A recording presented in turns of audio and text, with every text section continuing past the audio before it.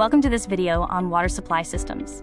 As architects, our role is crucial in integrating the system spatially, structurally, and regulatory within the building design. The water journey, or the macro journey, runs from the source to the site. This process involves catchment and storage, purification treatment, and distribution to the site boundary. This diagram illustrates the comprehensive components of a water distribution system, encompassing raw water intake, treatment, balancing cisterns, and service areas, all regulated by the Uniform Technical Guidelines by SPAN. Cold water supply systems are categorized as either direct or indirect. The direct system is low-rise, using municipal pressure. The indirect system is mandatory for high-rise buildings and uses tanks and pumps, adhering to the 24-hour SPAN rule for storage. Could you guess the element in the indirect water supply system for multiple-story buildings? The anatomy of an indirect system starts with the tapping point and bulk meter.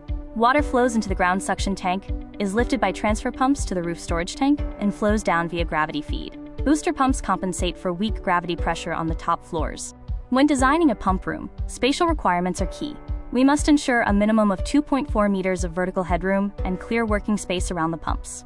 A safety zone of 1,000 millimeters is required in front of control panels. And make sure that the door opens outwards for easy access and less obstruction during maintenance.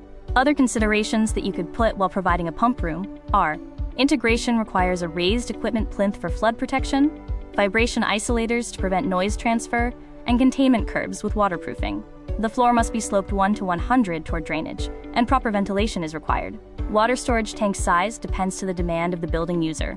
Each building typologies has different demand, which can be referred to SPAN's Uniform Technical Guidelines for water reticulation and plumbing. The bigger a project is, the bigger the demand. And the water storage capacity translates directly to dead weight, a critical structural load which you'll need the CNS engineer to calculate to ensure the structure you've designed is sound. For example, for a 100-unit condo, 200,000 liters equals 200 tons. This requires early structural coordination and consideration of maintenance clearances for the tanks. The vertical clearance that you have to provide should be minimum of 1,000 millimeters. The side clearance is about 600 to 1,000 millimeters minimum.